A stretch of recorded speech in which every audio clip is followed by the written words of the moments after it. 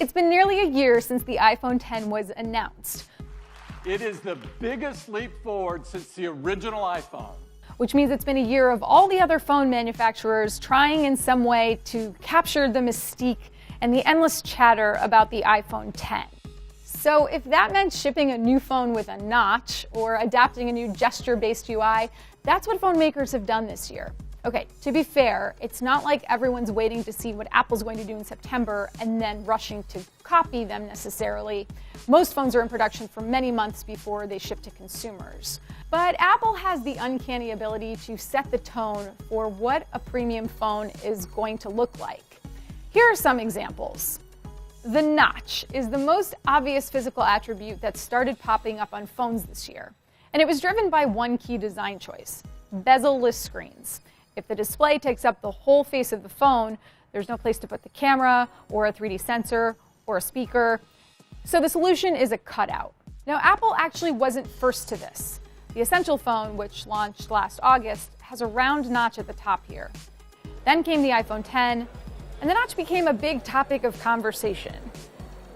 After that, Huawei, OnePlus, LG, Xiaomi all released phones with some sort of notch, among others. Some people really hate the notch. Personally, I don't mind it so much. But we do have Apple to thank for bringing the notch into our smartphone vernacular. After the notch, the second most noticeable feature of this year's phones were glass backs. Apple wasn't the first, but after the iPhone 8 and iPhone X were released, glass backs were everywhere. What's interesting is that this trend even trickled down to what you might consider budget phones. Something like the Motorola G6, which costs a fifth of what the iPhone X costs. While this has given smartphones a nice premium look, it's also made them slippery as hell. Case in point. But hey, it's probably been great for companies that make phone cases, or giant tech companies that offer repair services, like Apple. Moving on. Unlocking your phone with your fingerprint is so 2013. Last fall, Apple raised the bar by introducing Face ID, which lets you unlock your iPhone X with, you guessed it, your face. Now that raised all kinds of questions, ranging from the important stuff, like how secure is Face ID, to the inane, like can I fool Face ID with a really well-made mask of my face? No. Hi, David. Not long after iPhone X shipped, Samsung revealed the Galaxy S9, which comes with both facial recognition and iris scanning. That's right, you can unlock your phone with your eyeballs. And Chinese phone maker Vivo shipped a phone this year that has a fingerprint sensor built into the display. We're running out of body parts to log in with, but it's clear that Apple led the trend this year by taking bioauthentication to the next level.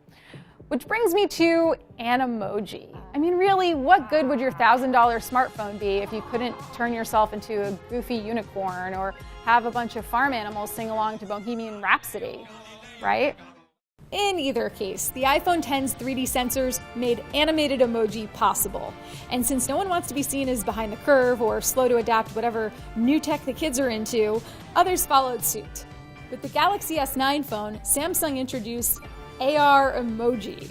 Now these aren't exactly the same as Animoji. Samsung's AR emoji look like you, sort of. But these also track your face and your movements. AR features in general were a big focus around the launch of the iPhone X, although again, Google Tango came first, which showed up in phones like the Zenfone AR last summer. Once Apple ditched the physical home button, it had to come up with a way for people to access apps and multitask. So we have this gesture-based navigation, which is a long way of saying swiping. Lots of swiping. But the system was clearly appealing enough for Google to mimic it in Android Pie, its newest mobile operating system. Google replaced the familiar lineup of 3 virtual buttons at the bottom of the phone with this single pill-shaped icon. Swipe up, and it shows you all of your open apps, which you can then swipe side to side on. Since this is software and not hardware that was predetermined months in advance, safe to say you can really see the Apple influence here. Now, those are just a few examples of how Apple set the tone for phone design from last fall up until now. But the bigger question is, what trends are we going to see next? And the short answer for now is we don't really know. Samsung did just announce the new Galaxy Note 9 smartphone, but that looks pretty similar to last year's Galaxy Note 8. So again, we'll all be looking to see what Apple does. If Apple goes all glass again, it's already been done. If Apple makes a plus-sized phone, it's been done before. If they go with a smaller phone, that's been done before too. If they make the camera better, well, everybody is doing dual lens cameras and fancy portrait modes. Really, Apple's advantages are in design, engineering, and software. Unfortunately, its software locks you in, but it also works well between devices. And as hardware keeps converging more and more, the feature everyone tries to ace might not be a hardware feature.